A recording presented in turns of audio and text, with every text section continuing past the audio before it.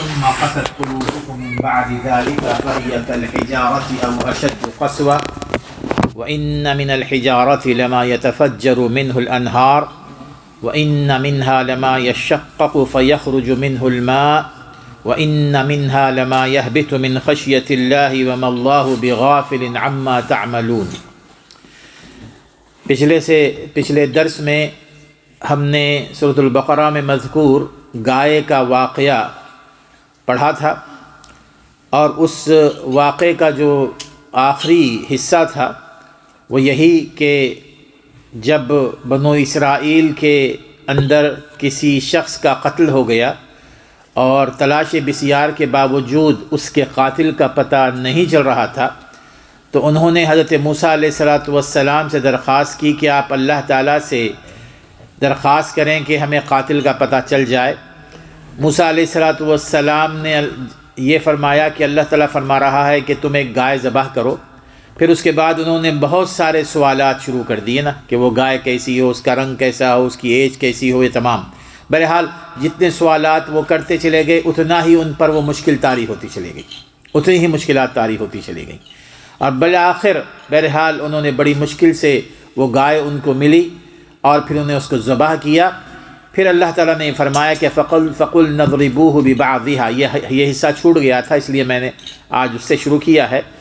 تو ہم نے ان سے کہا کہ تم گائے کا ایک گوشت کا حصہ کاٹ کر اس کے جسم پر لگا دو جو مقتول ہے۔ کذالک یحیی اللہ الموتى، اس طرح اللہ تبارک و تعالیٰ مردوں کو زندہ فرماتے ہیں، ویریکم آیاتہ، اور اپنی نشانیاں بتاتے ہیں، لعلکم تعقلون، تاکہ تم سمجھو اس کو۔ یعنی اس میں جو سب سے اہم ترین چیز اللہ تبارک و تعالیٰ نے بیان فرمائی وہ یہ کہ جب ایک شخص اس دنیا سے رخصت ہو جاتا ہے تو پھر اللہ تعالیٰ ہی کے ہاتھ میں ہے، اللہ تعالیٰ چاہے تو دوبارہ اس کو زندگی دے سکتے ہیں۔ چونکہ بعث بعد الموت، اس پر لوگ بہت زیادہ ششوپن میں مبتلا ہوتے ہیں کہ جب ایک شخص مر جائے تو پھر کیسے اس کو زندگی حاصل ہوتی ہے۔ تو اللہ تبارک و تعالیٰ نے ان کو یہ مثال دے کر بیان فرمایا کہ جس طرح ہم نے اس شخص کو زندہ کیا ہے اسی طرح تم کو بھی زندہ کریں گے۔ تو بہرحال اس کے بعد اللہ تعالیٰ فرماتے ہیں کہ ثم قست قلوبکم من بعد ذلک، پھر اس کے بعد تمہارے دل سخت ہو گئے، فہی کالحجارۃ، گویا کہ وہ پتھر ہیں،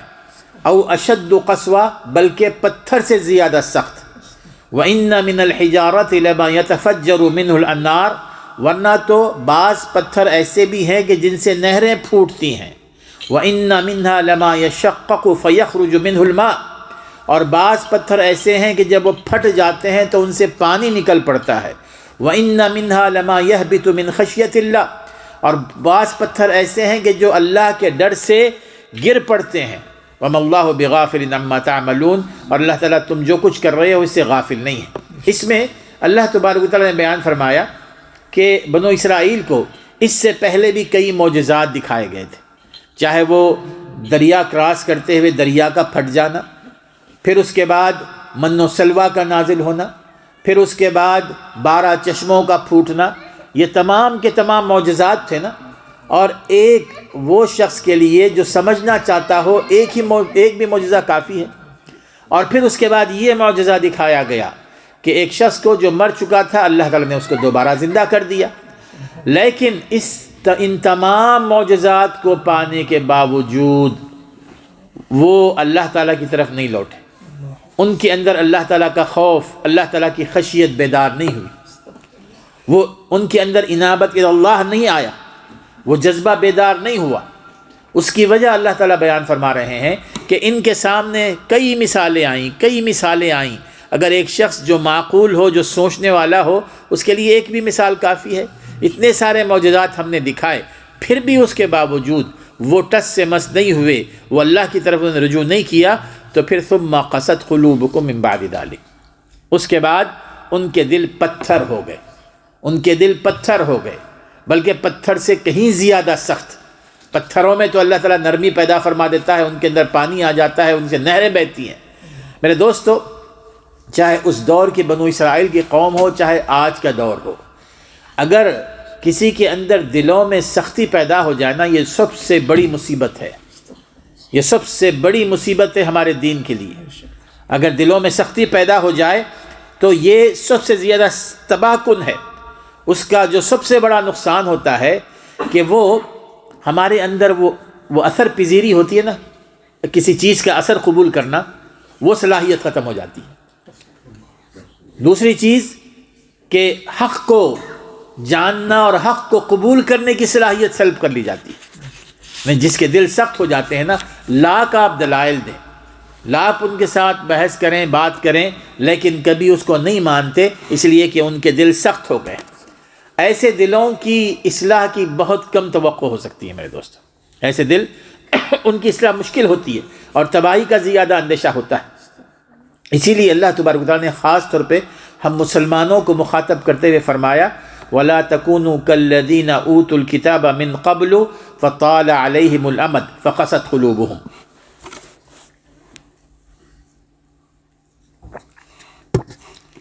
تم ان اہل کتاب کی طرح نہ ہو جاؤ جو تم سے پہلے گزرے ہیں کہ ہم نے ان کو ایک لمبا موقع دیا کہ ہماری طرف رجوع کریں، دین کی طرف آئیں، دین کی سمجھ پیدا کریں. فقست قلوبہم، جب ہم نے ان کو ایک طویل مدت دی، اس کے باوجود وہ نہیں آئے تو پھر ان کے دل مردہ ہو گئے، ان کے دل سخت ہو گئے. آج کے دور میں بھی آپ دیکھیں گے کہ ہمارے اندر دلوں میں سختی ایک عام طور پہ پائی جاتی ہے. دلوں میں سختی عموماً پائی جاتی ہے. یعنی دلوں میں سختی کی جو علامتیں ہیں وہ یہ کہ اگر ہم یہ محسوس کرتے ہیں کہ نیک کام کے کرنے میں ہمارے اندر سستی ہے، نیک کام کے کرنے میں ہمارے اندر سستی ہے، خاص طور پہ عبادات میں، اور دنیاوی زندگی کو پانا، دنیاوی زندگی کو حاصل کرنا ہمارا 24 گھنٹے کا مقصود بن چکا ہے، اور آخرت کے حوالے سے ہم کچھ سننا نہیں چاہتے، ہم کچھ سوچنا نہیں چاہتے. اور اگر ہم اللہ تعالیٰ کے اوامر کا یعنی اللہ اور اس کے رسول کی اطاعت بھی کرتے ہیں، اگر عبادتیں بھی کرتے ہیں تو ان عبادتوں میں خشوع اور خضوع نہیں، ان عبادتوں میں تساہل ہے، ان عبادتوں میں عجلت ہے. اگر یعنی مسجد میں بیٹھنا ہو تو مسجد میں بعض لوگ آپ دیکھیں گے، اللہ تعالیٰ بچائے رکھے، کہ وہ ایسے بیٹھتے ہیں جیسے کہ وہ کانٹوں پہ بیٹھے ہوئے ہیں. وہ پوری کوشش کرتے ہیں کہ جس قدر ہو سکے جلدی مسجد سے باہر نکلے. بعض لوگ بڑے خوش قسمت ہیں کہ ماشاءاللہ وہ جب مسجد میں آتے ہیں تو یوں محسوس ہوتا ہے کہ وہ اپنے گھر میں آ گئے، ان کو مسجد میں سکون حاصل ہوتا ہے. اب ہم نے یہ دیکھنا ہے کہ ہمارے دل میں جب مسجد میں ہم آ کے بیٹھتے ہیں تو مسجدیں ہمارے لیے سکون کا ذریعہ ہے، یا مسجدوں میں آنے کی وجہ سے ہمارے اندر بے چینی پیدا ہو جاتی ہے. رسول اکرم صلی اللہ علیہ وسلم نے جیسے کہ ان 7 خوش قسمت افراد کا ذکر فرمایا جن کو اللہ تبارک و تعالیٰ قیامت کے دن اپنے عرش کے سائے میں جگہ دیں گے، اور ان میں سے ایک رسول اکرم صلی اللہ علیہ وسلم نے فرمایا وَرَجُلٌ قَلْبُهُ مُعَلَّقٌ بِالْمَسَاجِدِ، کہ ایک وہ شخص جس کا دل مسجد میں اٹکا رہتا ہے، جس کا دل مسجد کے ساتھ اٹیچ رہتا ہے. وہ اپنے کام کر رہا ہے، اپنا بزنس کر رہا ہے، اپنا جاب کر رہا ہے، اپنے گھر میں وقت دے رہا ہے، سب کچھ ہے، لیکن مسجد کا خیال اس کے ذہن سے نہیں نکلتا. اگر اس قسم کی کوئی بات ہے، یعنی وہ یہ ہمیشہ یاد رکھتا ہے کہ جی کہ کب نماز کا وقت ہوگا، کب میں جاؤں، کب نماز کا وقت ہوگا، کب جاؤں، تو ایسا شخص یقیناً اللہ تبارک و تعالیٰ نے اس کو ایک دل بیدار دیا ہوا ہے، وہ اس کا دل زندہ ہے. کچھ لوگ آپ کو ملیں گے ماشاءاللہ انہوں نے سینکڑوں تقریریں سنی ہوں گی، سینکڑوں بیانات سنے ہوں گے، ہم سب سنتے ہیں، ہم نے کئی خطبات سنے، اس کے علاوہ کئی حادثات ہمارے سامنے سے گزرتے ہیں، کئی جنازوں کو ہم کندھا دیتے ہیں، کئی لوگ اچھے بھلے ہوتے ہیں اچانک گزر جاتے ہیں یہاں سے.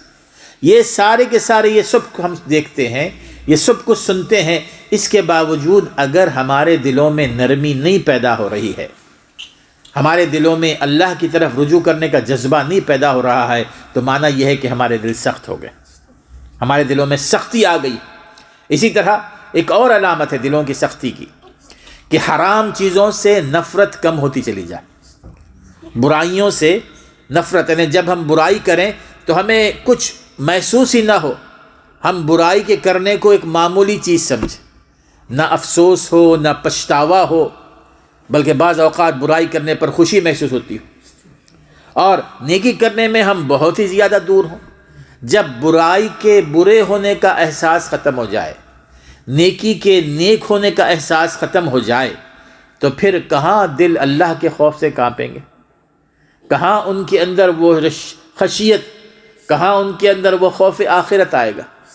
میرے دوستو، یہ وہ چیزیں ہیں جن کے جو معیار ہیں ہمارے دلوں کے پتھر ہو جانے کا۔ اب ان کا علاج کیا ہے؟ ان کا علاج مختلف ہے۔ قرآن حدیث کی روشنی میں آپ کو بتا رہا ہوں، سب سے اہم ترین علاج قرآن مجید کے ساتھ اپنا لگاؤ۔ قرآن مجید کو آپ اپنے ساتھ لگا لیں، قرآن مجید کے ساتھ اٹیچ کر لیں اپنے آپ کو۔ قرآن مجید کی تلاوت کسی دن بھی ناغا نہ ہو۔ قرآن مجید کی تلاوت کو اپنے ٹائم ٹیبل میں ضروری شامل کر لیں، چاہے کیسے بھی حالات کیوں نہ ہو، آپ نے قرآن مجید کی تلاوت کرنی، پھر اس کو سمجھ کر بھی پڑھنا ہے۔ اللہ تعالیٰ فرماتے ہیں کہ وَنُنَزِّلُ مِنَ الْقُرْآنِ مَا هُوَ شِفَاءٌ وَرَحْمَةٌ لِّلْمُؤْمِنِينَ وَلَا يَزِيدُ الظَّالِمِينَ إِلَّا خَسَارًا۔ یہ جو قرآن مجید ہے یہ تو شفا ہے ہمارے لیے، یہ شفا ہے، جسمانی طور پر بھی شفا ہے، روحانی طور پر بھی شفا ہے۔ دلوں کی بیماریوں کا علاج بھی اس میں ہے، جسمانی بیماریوں کا بھی اس میں علاج ہے، بشرطے کہ ہمارا اس پر ایمان ہو۔ جب ہم قرآن مجید کے ساتھ اپنے آپ کو اٹیچ کر لیں گے تو آپ دیکھیں گے کہ خود بخود اللہ تعالیٰ کی طرف سے وہ دلوں میں نرمی آ جاتی ہے، نیکیوں کی طرف رغبت پیدا ہو جاتی ہے۔ آپ تجربہ کر کے دیکھ لیں کہ قرآن مجید کو آپ نے یہ کر لینا ہے، ایک ٹائم ٹیبل بنا لینا ہے کہ جی کہ میں نے 1 مہینے میں یا 2 مہینے میں یا 3 مہینے میں قرآن پورا ختم کرنا، اور اس کے مطابق اس کو آپ نے ترتیب دے لینا ہے، چاہے وہ اور صبح کا وقت سب سے اچھا ہوتا ہے، صبح کا وقت سب سے اچھا ہوتا ہے۔ اور اس کے علاوہ اگر آپ کو فرصت ملتی ہے، چاہے آپ کسی کا ویٹ کر رہے ہیں، چاہے کہیں جا رہے ہیں، اس موقع پر بھی آپ قرآن مجید کی تلاوت کریں، تو یہ چیز دلوں میں خود بخود نرمی پیدا کرتی ہے، اللہ سے لگاؤ پیدا ہوتا ہے، اللہ سے محبت پیدا ہوتی ہے۔ اور دوسری چیز میرے دوستو، دلوں کو نرم کرنے کے لیے وہ ہے اللہ تعالیٰ سے دعا کرنا۔ اللہ تعالیٰ سے دعا ہمیں کرنی چاہیے۔ دعائیں بہت ساری ہیں، لیکن صحیح مسلم کی ایک چھوٹی سی دعا میں آپ کو بتاتا ہوں جو آسانی سے یاد ہو سکتی ہے۔ چھوٹی سی دعا ہے کہ اللہم اہدنی وسددنی، اللہم اہدنی وسددنی۔ بہت ہی جامع دعا ہے، رسول صلی اللہ علیہ وسلم کو یہ دعا بہت پیاری تھی۔ اللہم اہدنی وسددنی معنی کیا ہے؟ اے اللہ مجھے ہدایت دے، اے اللہ مجھے استقامت عطا فرمائے۔ دو معنی۔ اللہم اہدنی کا معنی کیا ہے؟ اللہم اہدنی معنی کہ یہ ہے کہ اللہ ایسی ہدایت دے جس کے ذریعے میں حق کو پہچان سکوں، ایسی ہدایت دے کہ جس کے ذریعے میں حق کی اتباع کر سکوں۔ اور میرے دوستو، جس کو حق کی پہچان ہو جائے، حق کی جو اتباع کرے، اس کا تو بیڑا پار ہے نا۔ ہمارے لیے مشکل یہی ہوتی ہے کہ ہم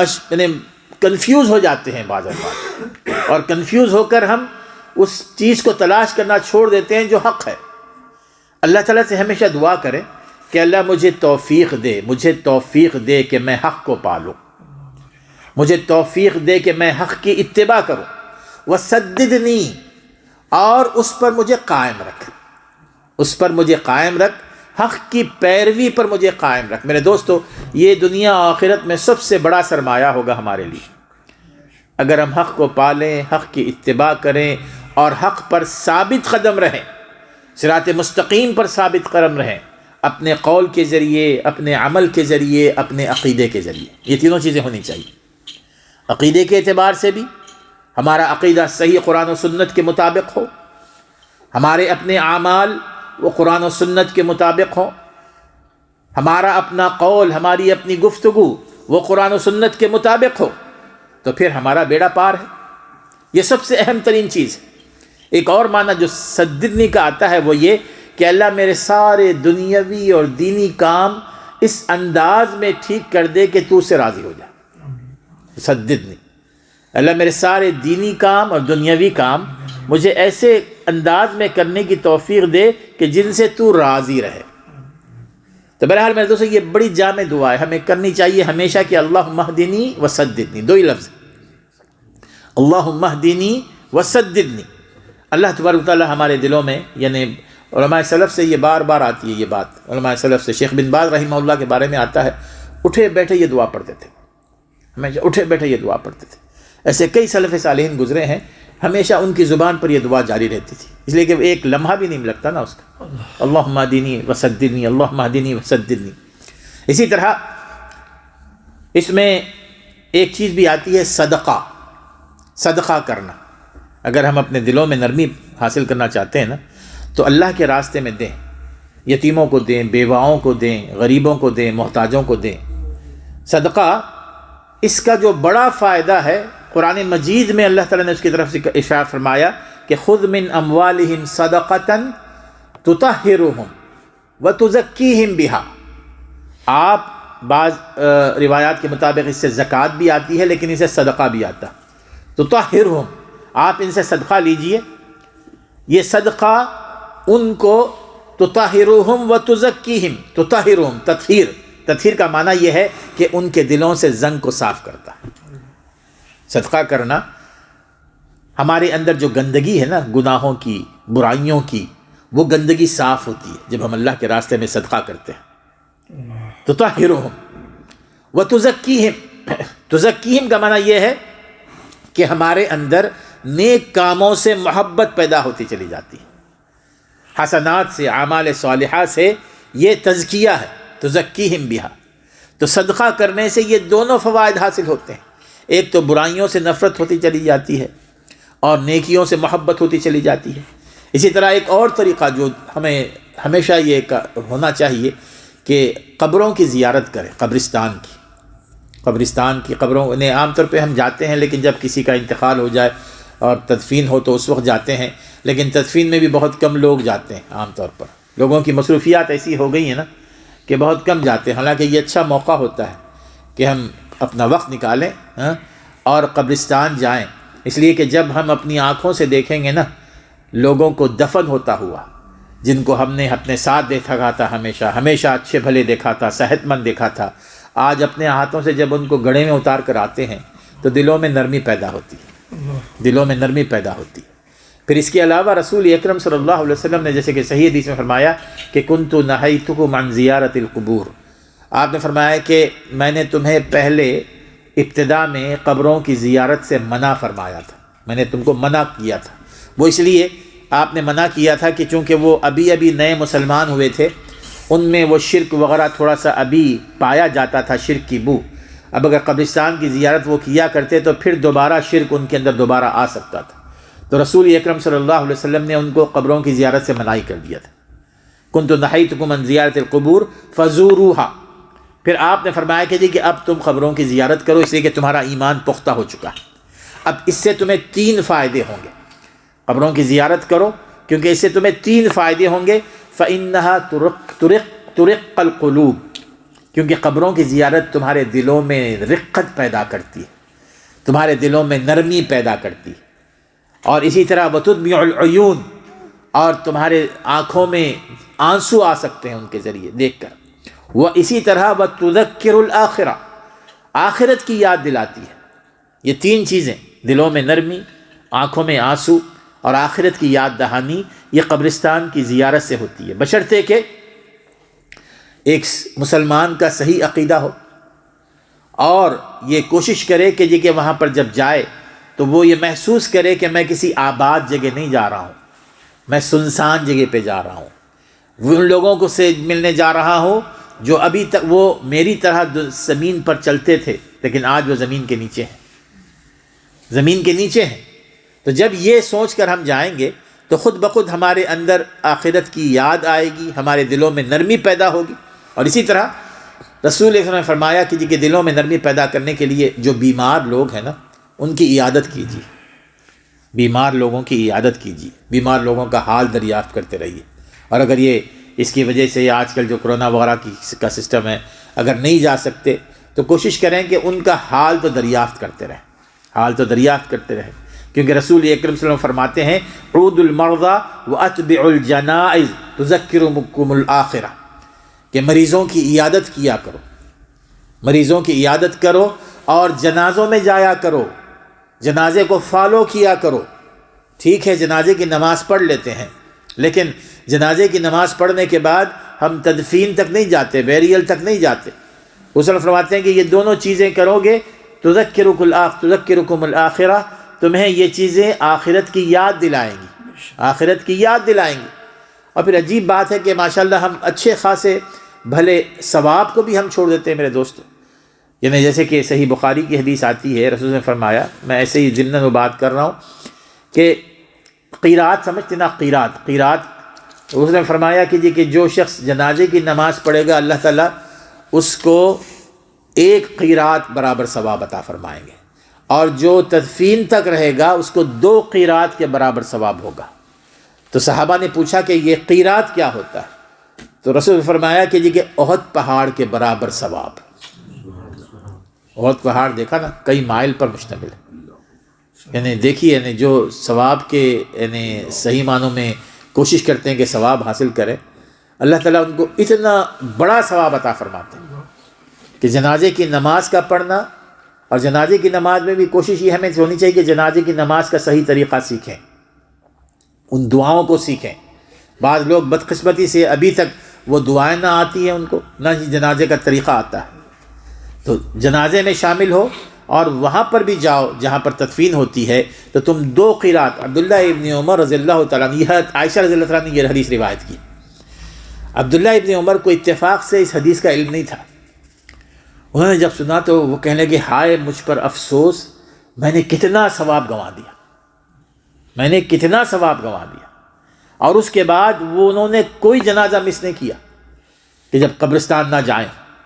یہ ان کے اندر جذبہ ہوتا تھا نا، جذبہ ہوتا تھا کہ ایک ثواب حاصل کرنے کا۔ بہرحال یہ وہ چیزیں ہوتی ہیں میرے دوستو جو ہمارے اندر نرم دلی پیدا کرتی ہیں، اور اس کے ذریعے ہم یقیناً اپنی اصلاح خود کر سکتے ہیں۔ بہرحال آگے چلیے، اللہ تعالیٰ فرماتے ہیں کہ افتتمعون قد كان فريق منهم يسمعون كلام الله ثم يحرفونه من بعد ما عقلوه وهم يعلمون۔ مسلمانوں سے خطاب کرتے ہوئے اللہ فرماتے ہیں بنو اسرائیل یہودیوں کے بارے میں کہ تمہیں کیا یہ خواہش ہے کہ یہ تمہارے طرح ایمان لے آئیں گے، یہ تمہاری طرح مسلمان ہو جائیں گے، جبکہ ان میں سے ایک گروپ ایسا ہے یسمعون کلام اللہ، کہ وہ اللہ کے کلام کو سنتے ہیں، ثم یحرفونہ، پھر اس میں تبدیلی ڈالتے ہیں، اس کو تبدیل کر دیتے ہیں، من بعد ما عقلوہ، اس کو سمجھنے کے بعد، سمجھتے ہیں اور سمجھنے کے بعد تبدیل کرتے ہیں، وہم یعلمون، اور وہ جانتے ہیں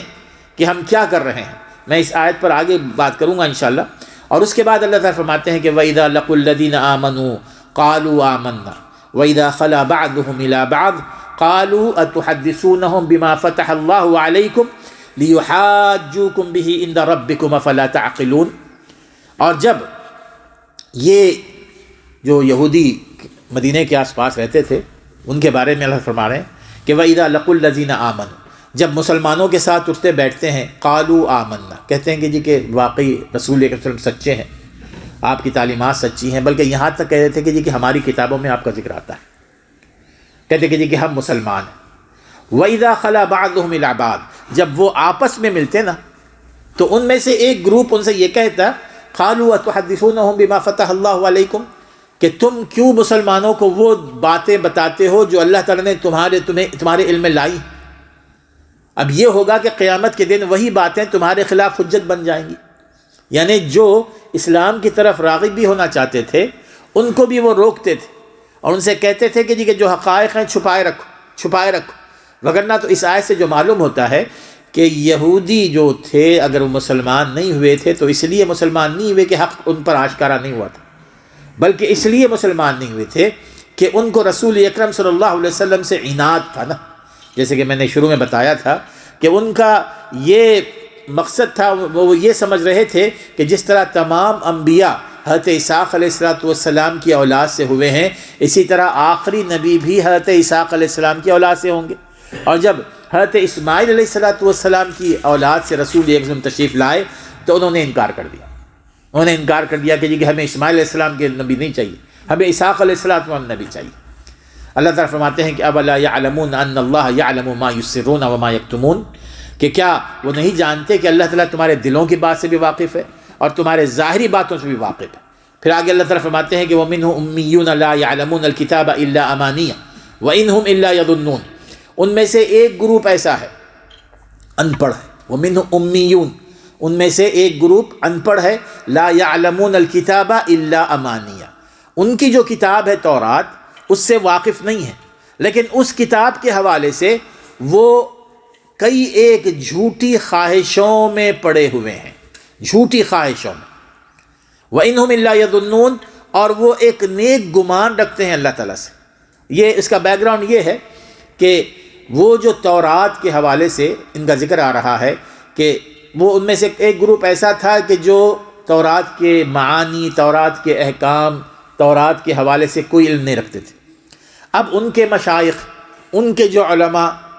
ان کے جو لوگ تھے، وہ جو بتاتے تھے اس کو قبول کر لیتے تھے منوعاً،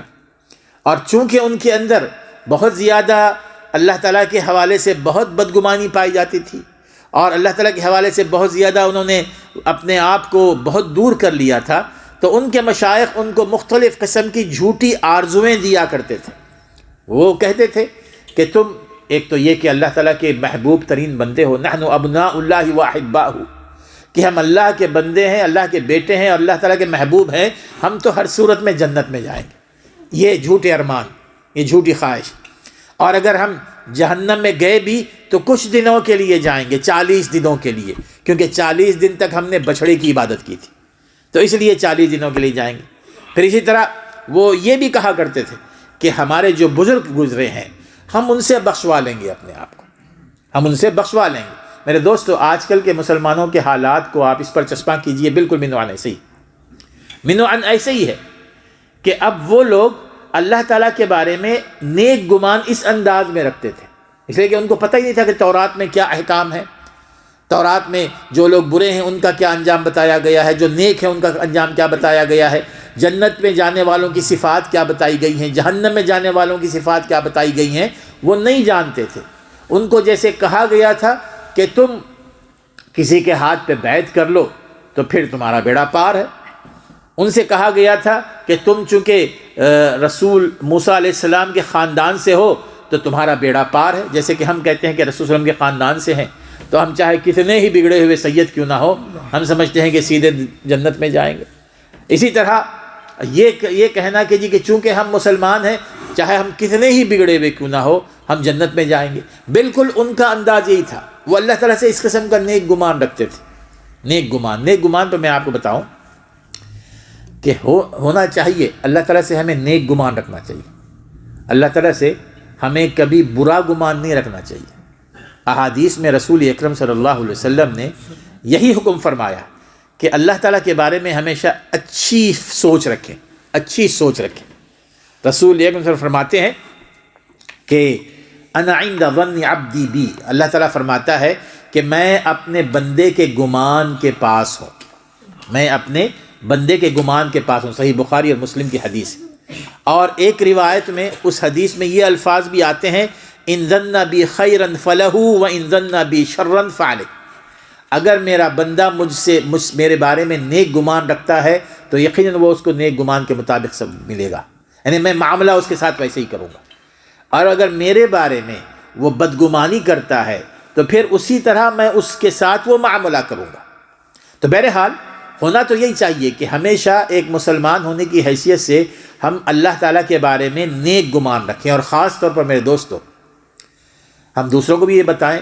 کہ جب موت کا آخری وقت آئے نا، جب انسان آخری وقت میں ہو تو اس موقع پر نیک گمان بہت کام دیتا ہے۔ انسان جب آخری وقت میں ہو، رسول اکرم صلی اللہ علیہ وسلم فرماتے ہیں کہ لا یموتن احدکم الا وهو یحسن الظن باللہ، رسول اکرم صلی اللہ علیہ وسلم نے اپنے انتقال سے 3 دن پہلے یہ حدیث بیان فرمائی، صحیح مسلم کی حدیث، کہ تم میں سے کسی کو موت نہ آئے مگر اس حال میں کہ وہ اللہ تعالیٰ سے نیک امید رکھتا ہو، اللہ تعالیٰ سے نیک گمان رکھتا ہو۔ یہ نیک گمان بہت ہمارے ساتھ آتا ہے، نیک گمان ہمیشہ اللہ تعالیٰ سے رکھیے، لیکن اس میں اس بات کا بھی ہمیں خیال رکھنا چاہیے کہ نیک گمان کس بنیاد پر ہو۔ میں اس پر آگے گفتگو کروں گا انشاءاللہ تعالی، لیکن ایک اور حدیث میں رسول صلی اللہ علیہ وسلم نے اس کی اور تشریح فرمائی ہے، اس حدیث کی تشریح کی روشنی میں ترمذی کی حدیث آتی ہے، ایک دفعہ رسول اکرم صلی اللہ علیہ وسلم ایک نوجوان کی عیادت کے لیے تشریف لے گئے، نوجوان تھا وہ، لیکن اس کے دن پورے ہو گئے تھے، اب وہ موت کے قریب تھا، تو رسول اکرم صلی اللہ علیہ وسلم نے اس سے فرمایا کہ جی کہ اس وقت تم کیسے ہو، کس انداز میں، تمہاری کیا کیفیت ہے، کیا سوچ ہے تمہاری؟ اس نے کہا کہ واللہ یا رسول اللہ، اللہ کی قسم ہے اللہ کے رسول صلی اللہ علیہ وسلم، انی ارجو اللہ و انی اخاف ذنوبی، اللہ مجھے اللہ تعالیٰ سے نیک امید ہے، لیکن ساتھ ہی مجھے اپنے گناہوں کا خوف بھی ہے۔ اللہ تعالیٰ سے نیک امید ہے کہ اللہ تعالیٰ میرے ساتھ اچھا معاملہ فرمائیں گے، لیکن ساتھ ہی مجھے اپنے گناہوں سے بھی ڈر لگ رہا ہے۔ آپ نے اس کے جواب میں فرمایا کہ لا یجتمعان فی قلب عبد فی مثل هذا الموطن، کہ اس وقت یعنی جب یہ موت کے قریب اگر کسی کے دل میں یہ دو چیزیں گھر کر جائیں نا، موت کے قریب اگر کسی کے دل میں یہ دو چیزیں آ جائیں، الا آتاہ اللہ ما یرجو وآمنہ مما یخاف، تو اللہ تعالیٰ اس کو وہ ضرور دیں گے جس کی وہ امید کر رہا ہے، اور اس سے محفوظ رکھیں گے جس سے وہ ڈر رہا ہے، اس سے محفوظ رکھیں گے۔ اب اس نوجوان کی جو کیفیت کیا تھی، وہ یہ نہیں اس نے کہا کہ جی کہ مجھے اللہ تعالیٰ سے صرف نیک امید ہے، اس نے کہا کہ جی مجھے اپنے گناہوں کا بھی خوف ہے۔ یہ گناہوں کے خوف کا احساس نا یہ بھی ضروری ہوتا ہے، اسی میں اعتدال ہے، اسی میں اعتدال ہونا چاہیے۔ اگر یہ اعتدال نہ ہو تو یقیناً ہم اپنے آپ کو یوں سمجھیے کہ گناہوں کے یعنی گندگی میں پھنسا لیتے ہیں۔ یہ بھی ہو کہ جی گناہوں کا ڈر ہو، یہ بھی ہو کہ اللہ تبارک و تعالیٰ کی رحمت پر ہمارا پورا بھروسہ بھی ہو، کیونکہ جو نیک گمان ہوتا ہے میرے دوستو، نیک گمان کی بنیاد ہوتی ہے اللہ تعالیٰ کی رحمت پر، نہ صفت رحمت پر۔ اللہ تعالیٰ کی صفت رحمت بڑی وسیع ہے، ان رحمتی یعنی غلبت، رسول فرماتے ہیں ان رحمتی غلبت غضبی، کہ میری رحمت میرے غصے پر غالب آ چکی ہے۔ اللہ تعالیٰ فرماتا ہے کہ میری رحمت میرے غصے پر غالب آ چکی ہے۔ وَكَانَ بِالْمُؤْمِنِينَ رَحِيمًا، قرآن میں اللہ فرماتے ہیں کہ جی کہ اللہ تعالیٰ جو ہے نا مومنین پر بڑا رحم والا کرنے والا ہے، صاحب ایمان پر اللہ تعالیٰ بڑا رحم فرمانے والا ہے۔ لیکن جو بات میں کہنا چاہتا ہوں وہ یہ کہ ایک ہوتا ہے نیک گمان اور ایک ہوتا ہے اپنے آپ کو دھوکے میں ڈالنا۔ نیک گمان کس شکل میں ہونا چاہیے؟ ایسا نیک گمان ہو، نیک گمان ایسا ہو جیسے سلف صالحین ابن قیم بیان فرماتے ہیں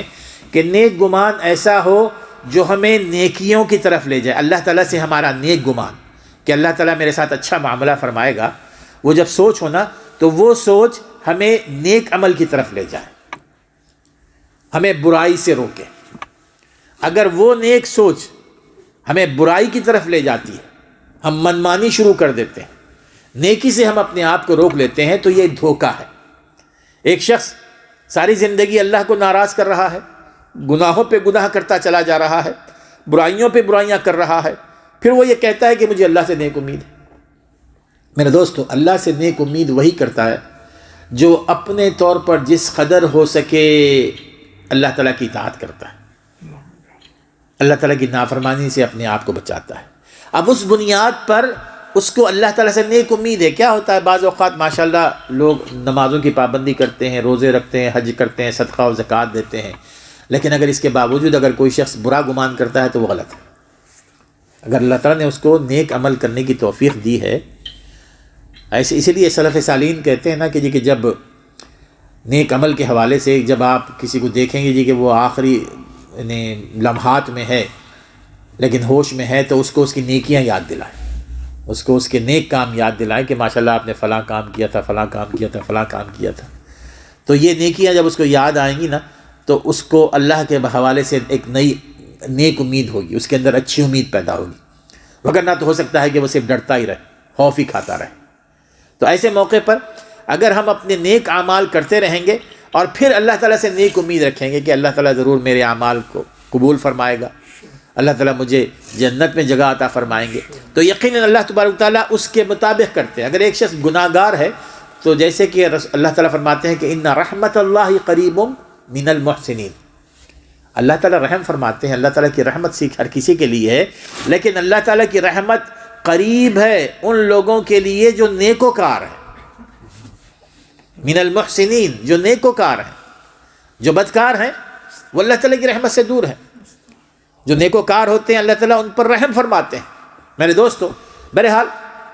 یہاں مقصد بتلانا یہ ہے کہ جس طرح یہودی جیسے بنو اسرائیل وہ اپنی تمام برائیوں سمیت اللہ تعالیٰ سے نیک امید رکھتے تھے نا، اسی طرح ہم مسلمانوں میں بھی بہت ساری چیزیں پائی جاتی ہیں نا، چاہے وہ بدعات ہوں،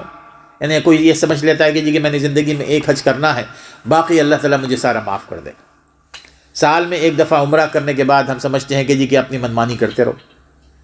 وہ سال میں ایک دفعہ وہ میلاد مناتے ہیں اور اس بات سمجھتے ہیں کہ جی کہ ہم نے رسول صلی اللہ علیہ وسلم کا حق ادا کر دیا، ہاں، یا کسی کے نام پہ بکرا ذبح کر دیتے ہیں یا دیگ چڑھا دیتے ہیں، اب اس کے بعد اپنی منمانی کرتے ہیں۔ یہ ہیں جھوٹی خواہشات، یہ چیزیں ہیں۔ اور پھر اسی طرح بیعت کا سلسلہ بھی ہمارے پاس ہے، یہ واقعات مشہور ہیں جو اولیاء اکرام گزرے ہیں۔ اولیاء اکرام کو اچھا خاصا بدنام کیا ہوا ہے لوگوں نے، چاہے وہ شیخ عبدالقادر جیلانی رحمہ اللہ ہو، چاہے اور اولیاء اکرام ہو، انہوں نے تو اپنی زندگی میں ہمیشہ توحید کی دعوت دی، لیکن ان کے حوالے سے ایسے واقعات کہ جو ان کا دامن پکڑ لے، جو ان کے ایسے آدمی سے بیعت کر لے جو سلسلہ وار ان کے ساتھ وہ بیعت کیا ہوا ہے، تو اللہ تعالیٰ اس کو عذاب قبر سے مستثنا کر دیتا ہے، اس کو عذاب قبر ہی نہیں ہوتا ہے، اس کا حساب کتاب ہی نہیں ہوتا ہے۔ یہ ہے نا وہ جھوٹی خواہشات، جیسے یہودی رکھتے تھے، جیسے بنو اسرائیل رکھتے تھے، یہ وہی جھوٹی خواہشات ہیں۔ پھر آگے اللہ تعالیٰ فرماتے ہیں کہ فَوَيْلٌ لِّلَّذِينَ يَكْتُبُونَ الْكِتَابَ بِأَيْدِيهِمْ ثُمَّ يَقُولُونَ هَٰذَا مِنْ عِندِ اللَّهِ لِيَشْتَرُوا بِهِ ثَمَنًا قَلِيلًا فَوَيْلٌ لَّهُم مِّمَّا كَتَبَتْ أَيْدِيهِمْ وَوَيْلٌ لَّهُم مِّمَّا يَكْسِبُونَ۔ یہ آیت نمبر 79 ہے۔ اس سے پہلے میں نے آیت 75 پڑھی تھی، اس میں اللہ تعالیٰ فرماتے ہیں آیت نمبر 79 میں فَوَيْلٌ لَّهُم، تباہی ہے، بربادی ہے ان لوگوں کے لیے، الَّذِينَ يَكْتُبُونَ الْكِتَابَ بِأَيْدِيهِمْ، جو خود اپنے ہاتھوں سے لکھتے ہیں، اپنے قلم سے لکھتے ہیں، ثم يقولون هذا من عند اللہ، پھر کہتے ہیں کہ یہ اللہ تعالیٰ کی طرف سے، یہ کہتے ہیں اللہ کی طرف سے، لِيَشْتَرُوا بِهِ ثَمَنًا قَلِيلًا، تاکہ دنیاوی قیمت کچھ حاصل کر سکے۔ فَوَيْلٌ لَّهُم مِّمَّا كَتَبَتْ أَيْدِيهِمْ، تو بربادی ہے ان ہاتھوں کے لیے جو یہ لکھتے ہیں، وَوَيْلٌ لَّهُم مِّمَّا يَكْسِبُونَ، اور بربادی ہے اس کمائی کے لیے بھی جو وہ کماتے ہیں۔ اس سے پہلے جو آیت میں نے پڑھی تھی اس میں اللہ تعالیٰ فرماتے ہیں کہ أَفَتَطْمَعُونَ أَن يُؤْمِنُوا لَكُمْ وَقَدْ كَانَ فَرِيقٌ مِّنْهُمْ يَسْمَعُونَ كَلَامَ اللَّهِ ثُمَّ يُحَرِّفُونَهُ مِن بَعْدِ مَا عَقَلُوهُ وَهُمْ يَعْلَمُونَ، کہ ان میں سے کچھ لوگ ایسے ہیں جو اللہ تعالیٰ کا کلام سننے کے بعد اس میں تبدیلی کر دیتے ہیں۔ اب یہ تحریف اور تبدیلی کیا ہوتی ہے؟ یہی ہے کہ بنو اسرائیل میں، یہ اہل کتاب میں یہ بہت ہی زیادہ پائی جاتی رہی ہے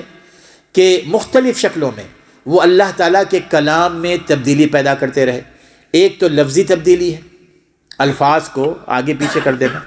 دوسرا یہ کہ اپنی باتیں، جیسے وہ تفسیر ہوتی ہے قرآن مجید کی نا، اپنی باتیں اللہ تعالیٰ کی آیات کے درمیان داخل کر دیتے تھے، تو اس سے یہ ہوتا تھا کہ ساری آیات گڑبڑ ہو جاتی تھی، پتہ نہیں چلتا کہ جس میں اللہ تعالیٰ کا کہا ہوا کون سا ہے اور بندوں کا لکھا ہوا کون سا ہے۔ اور بعض اوقات آیات تو صحیح پڑھتے تھے لیکن اس کا جو مفہوم ہے وہ اپنے مطلب کا بیان کرتے تھے، اپنے مطلب کا ترجمہ کرتے تھے۔ اب یہ اس قسم کی جو تحریفات ہیں وہ اس میں بڑے معروف ہیں، بڑے مشہور ہیں۔ اللہ تعالیٰ فرماتے ہیں کہ اس کے ذریعے وہ کیا کرتے تھے، کیوں کرتے تھے؟ ان کو دنیاوی منفعت کی ضرورت تھی، وہ فتوے دیا کرتے تھے قرآن مجید، یعنی وہ اپنی کتاب کی آیات نقل کرتے لیکن اس فتوے میں وہ بات وہی کرتے جو ان کا مقصد ہوتا تھا، حلال کو حرام کر دیتے تھے، حرام کو حلال کر دیتے۔ میرے دوستو، یہ وہ بیماری ہے جو ہمارے اندر بھی پائی جاتی ہے، ہمارے اندر بھی پائی جاتی ہے۔ اللہ نے ویل کا کہا، ویل مفسرین نے بیان کیا ہے کہ ایک جہنم کی بہت ہی بھیانک وادی ہے۔ وہ لوگ جو اللہ کے کلام میں گڑبڑ کرتے ہیں نا، اللہ کے کلام کے معانی میں، اس کے الفاظ میں، اس کے مفہوم میں، وہ نہ صرف جہنم میں جائیں گے بلکہ اس انتہائی برباد اور تباہ کن وادی میں جائیں گے، وہ جہنم کی۔ فویل لہم مما یکسبون۔ اب ہمارے اندر یہ اس قسم کی کئی چیزیں پائی جاتی ہیں، یعنی ہمارے اندر بھی ایسے آپ دیکھیں گے کہ یا تو جماعتی تعصب ہوتا ہے، جماعتی تعصب ہوتا ہے، یا یوں سمجھیے کہ دنیاوی غرض بھی ہوتی ہے، یا فقہی معاملات میں ہم اپنے موقف سے ہٹنا نہیں چاہتے۔ اب ایسے موقع پر اس میں ہم ایسے معانی نکال دیتے ہیں کہ مولوی صاحب سے آپ نے فتویٰ لینا ہے، وہ قرآن مجید کی آیت پڑھیں گے اور لیکن مطلب بات اپنی مطلب کی کریں گے. سننے والا سمجھے گا کہ جی کہ مولوی صاحب نے قرآن مجید کی آیت کی روشنی مجھے فتویٰ دیا. اور ایسے کئی واقعات ہو رہے ہیں، ایسے کئی واقعات ہوتے ہیں. اب یہ چیزیں جو ہمارے اندر پیدا ہو رہی ہیں میرے دوستو، یہی چیزیں ہیں جو ہماری بربادی کا سامان کرتی ہیں. اب ان آیات کو، ان چیزوں کو پڑھنے کا مقصد یہی ہے ہمیں اس سورۃ البقرہ کی، کہ ہم اپنا جائزہ لیں کہ کہاں تک ہم پچھلی قوموں کے ساتھ چل رہے ہیں، کہاں تک ان کو فالو کر رہے ہیں، اور ان تمام چیزوں میں ہم ان کو فالو کر رہے ہیں. جہاں تک آخری پوائنٹ وہ یہ کہ انہوں نے تورات میں لفظی تحریف بھی کی تھی، معنوی تحریف بھی کی تھی نا، بہت کچھ چینج کر دیا تھا. لیکن الحمدللہ مسلمانوں میں جتنی بھی بدعملی ہو، جتنی بھی شیطان کی وہ اطاعت کرتے ہوں، قرآن مجید میں کوئی تحریف نہیں ہو سکتی. نہیں سے آپ یہ نہ سمجھیں کہ جی کہ قرآن مجید میں تحریف ہو رہی. قرآن مجید قیامت تک محفوظ ہے اور محفوظ رہے گا. وہ کیوں؟ وہ اس لیے کہ اللہ تبارک و تعالیٰ نے اس کی حفاظت کا ذمہ لیا ہوا. اِنَّا نَحْنُ نَزَّلْنَا الذِّكْرَ وَإِنَّا لَهُ لَحَافِظُونَ. ہم نے اس قرآن کو نازل کیا ہے اور ہم اس کی حفاظت کرنے والے ہیں. مختلف انداز میں مسلمان غیر مسلم کوشش کرتے رہے کہ قرآن مجید کی آیات کی طرح کچھ جملے بنا کے پیش کرے، لیکن وہ چند دنوں کے بعد ہی ختم ہو گئے، چند دنوں کے بعد ہی ختم ہو گئے. اور یہ اللہ تعالیٰ نے حفاظت کا ذمہ ایسے لیا ہے میرے دوستو، اس کی مثال دی جاتی ہے قرآن مجید کی حفاظت کے حوالے سے کہ اگر ساری دنیا کی تمام کتابیں جتنی بھی لکھی ہوئی ہے نا، تمام کتابیں، آج کل تو وہ انٹرنیٹ پہ بھی ہوتی ہیں، بہرحال تمام مطبوعہ کتابیں اگر سمندر میں پھینک دی جائیں تو پھر ساری کتابیں تو ختم ہو جائیں گی نا. لیکن ساری کتابیں ختم ہو جائیں گی سوائے ایک کتاب کے، اور وہ ہے قرآن مجید. کیونکہ ہر دور میں قرآن مجید کو سینے میں رکھنے والے لاکھوں لوگ، لاکھوں سینے قرآن مجید سے روشن ہیں، ہر دور میں رہے. تو قرآن مجید نہ اس میں کوئی تحریف ہو سکتی ہے، نہ کوئی تبدیلی ہو سکتی ہے، ایک نقطہ بھی تبدیل نہیں کیا جا سکتا. چھوٹے بچے جو حافظ قرآن ہیں وہ فوری طور پہ اس سے کریکشن کریں گے اس کے. اور یہ ہے حقیقت.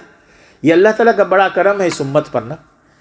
کہ دنیا میں کوئی ایسی امت نہیں ہے، دنیا میں کوئی ایسی کتاب نہیں ہے جس کو جو ہے نا چھوٹے چھوٹے بچوں نے یاد کیا ہوا. لاکھوں کروڑوں ہیں دنیا میں حافظ، لاکھوں کروڑوں، اور ہو رہے ہیں الحمدللہ. اللہ تعالیٰ نے اگر ذمہ لیا ہے تو اس کی یہ شکلیں بنائی ہیں. اللہ تعالیٰ کا ذمہ یہ ہے کہ جی کہ اللہ تعالیٰ نے حفظ کی طرف راغب فرمایا، کہ جن کو اللہ نے توفیق دی ہے وہ حفظ کرتے ہیں، قرآن مجید کو اپنے سینے میں رکھتے ہیں. اور شروع سے آغاز ہی سے آپ دیکھ لیں کہ اللہ تعالیٰ نے حفاظت کا ذمہ یوں لیا کہ جو ہی قرآن نازل ہوتا رسول اکرم صلی اللہ علیہ وسلم کو اللہ تعالیٰ خود یاد دلا دیتا تھا. سورۃ القیامہ میں اس کا ذکر آتا ہے نا، ایک دفعہ آپ سنتے تو آپ یاد کر لیتے. پھر فوری طور پر کسی صحابی کو جو لکھنا جانتے تھے ان کو بلاتے اور ان سے لکھوا دیتے تھے کہ یہ آیت مجھ پر نازل ہوئی ہے، یہ فلاں صورت میں رکھنا ہے، فلاں آیت کے بعد فلاں آیت سے پہلے رکھنا. اور پھر اس کے بعد آپ قرآن مجید کو یاد کرنے کے لیے صحابہ میں شوق پیدا فرماتے. آپ طویل قرات کرتے تھے. ایسی کئی صحابیات ہیں جنہوں نے سورہ قاف، سورہ حامیم، سجدہ اور یہ تمام رسول اکرم صلی اللہ علیہ وسلم سے نماز میں سن کر یاد کی. تو آپ طویل تلاوت فرمایا کرتے تھے تو صحابہ کو وہ یاد ہو جایا کرتی تھی. اور صحابہ کے آخری دور میں روایات آتی ہیں کہ مدینہ منورہ میں کوئی گھر ایسا نہیں تھا جس میں حافظ نہ، کوئی گھر ایسا نہیں تھا. تو اس طرح اللہ تعالیٰ نے قرآن مجید کی حفاظت کی ہے، قرآن مجید کی حفاظت کا ذمہ لیا ہے الحمدللہ. تو اس میں کوئی تحریف نہیں ہوگی. لیکن دین میں مختلف احکام میں، مختلف مسائل میں آیت وہی ہوگی، لیکن معنوی طور پر اس میں تحریف کرنا شروع کر دیتے ہیں. بہرحال اللہ تبارک و تعالیٰ ہمیں سمجھنے عمل کرنے کی توفیق عطا فرمائے.